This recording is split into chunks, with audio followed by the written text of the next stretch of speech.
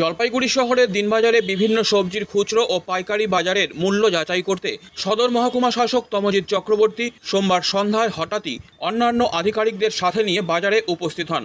বেশ কিছু সবজির খুচরো বিক্রেতাদের সাথে মূল্য নিয়ে কথাও বলেন। আলু পেঁয়াজের পাইকারি বাজারও ঘুরে দেখেন মহকুমা শাসক। এ বিষয়ে সদর মহকুমা শাসক তমজিৎ চক্রবর্তী বলেন, মুখ্যমন্ত্রীর নির্দেশ আছে পুজোর আগে যেন অকারণে কোনো দ্রব্যমূল্য বৃদ্ধি না হয়। আজ বাজারগুলোতে তাই ঘুরে দেখা হলো। পেঁয়াজের পাইকারি বাজারে পেঁয়াজের দাম নিয়ে এক জায়গায় কিছুটা তারতম্য লক্ষ্য করা গেছে। বিষয়টি নিয়ে ওই ব্যবসায়ীকে বলা হয়েছে। এছাড়া বিভিন্ন খুচরো বিক্রেতাদের সাথেও এ নিয়ে কথা হয়েছে বলে জানিয়েছেন তিনি। মাননীয় মুখ্যমন্ত্রীর নির্দেশ আছে যে পুজোর আগে যেন কোনো বাজারে অকারণে দ্রব্যমূল্য বৃদ্ধি না হয়। মাননীয় মুখ্যমন্ত্রীর এই নির্দেশ আমরা পালন করছি। আমরা টোটাল সাব ডিভিশনাল যে টাস্ক ফোর্স আছে, এডিএ সাহেব অ্যাসিস্ট্যান্ট ডিরেক্টর মার্কেটিং আছেন, অ্যাসিস্ট্যান্ট ডিরেক্টর কনজিউমার অ্যাফেয়ার্স আছেন, ফুড সেফটি অফিসার আছেন, সমস্ত ডিপার্টমেন্টের সহকর্মীরা রয়েছেন, পুলিশ থেকে রয়েছেন, ডিএম থেকে।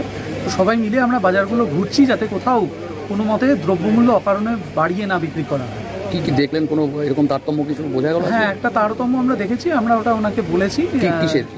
পেঁয়াজের দামের ক্ষেত্রে আমরা দেখেছি এবং সেটা ওনাকে জানানো হয়েছে।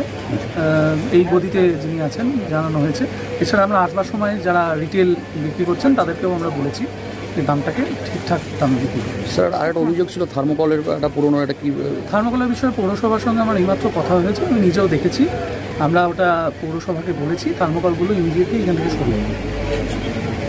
Disclaimer. This channel may not promote any violent, harmful or legal activities. All content provided by this channel is meant for an educational purpose only.